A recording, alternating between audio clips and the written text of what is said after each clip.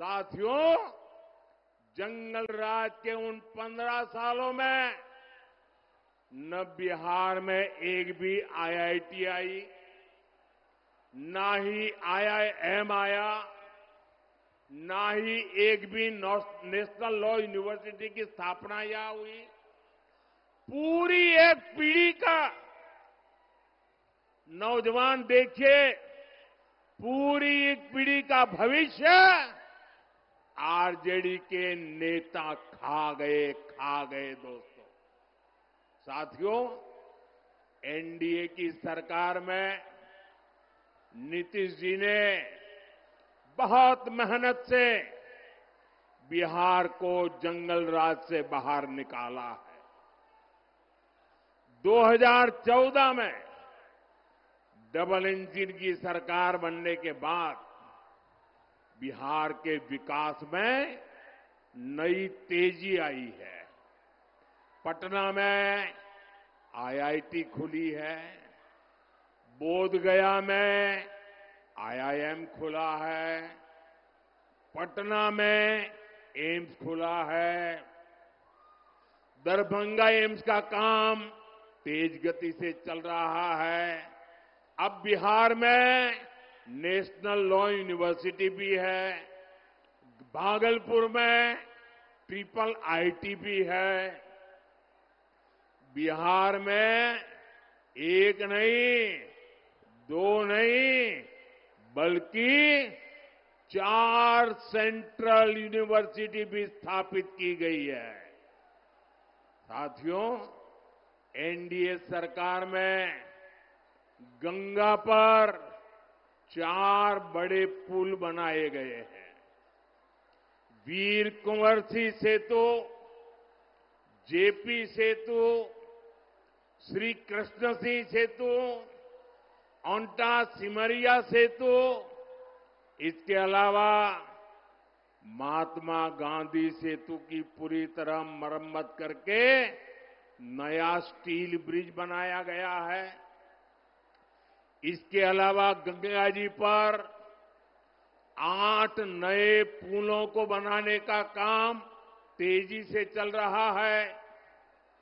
कोसी नदी पर भी 3 पुल नए बनाए गए हैं और 3 नए पुल बनाने पर काम चल रहा है।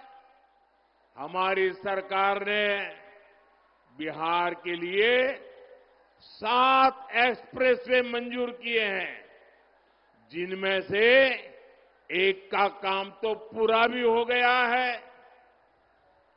साथियों, यहां सीमांचल में भी आधुनिक इंफ्रास्ट्रक्चर का निर्माण किया जा रहा है। फारबिसगंज और दरभंगा के बीच रेल कनेक्टिविटी के लिए 90 साल इंतजार करना पड़ा। 90 साल, 3 पीढ़ी को इंतजार करना पड़ा। अब कई सालों बाद फारबिसगंज और सहरसा भी आपस में कनेक्ट हो गए हैं। गोरखपुर सिलीगुड़ी एक्सप्रेसवे से तो इस क्षेत्र की तस्वीर बदलने वाली है। ये सारा उदाहरण बताते हैं कि बिहार का विकास अगर कोई कर सकता है तो एनडीए कर सकता है। भाजपा के साथ पूरी एनडीए की टीम मिलकर के कर सकती है। साथियों, और इसलिए हमें अपने नौजवानों को, अपनी बेटियों को, अपने नागरिकों को बेहतर जीवन देना है। इसलिए एनडीए सरकार हर गरीब को पक्का घर दे रही है, हर जरूरतमंद को मुफ्त अनाज, मुफ्त इलाज दे रही है, नल दे रही है, नल से जल दे रही है। मुद्रा योजना के तहत आप यहां जगह कम है, प्लीज आप लोग वहीं रुकिए। यहां जगह कम है, साथियों आप वहीं रुकिए, आगे मत आइए। मैं आपका उत्साह देख रहा हूं, आपका जोश देख रहा हूं, आपका ये प्यार मेरे सर आंखों पर, आपका ये प्यार मेरे सर आंखों पर। साथियों, मुद्रा योजना के तहत स्वरोजगार के लिए बिना बैंक गारंटी युवाओं को मदद दी जा रही है।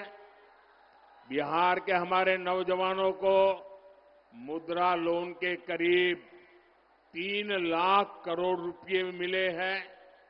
लेकिन साथियों, हमारे इन प्रयासों के सामने एक बहुत बड़ी चुनौती खड़ी है, और वो चुनौती है घुसपैठियों की।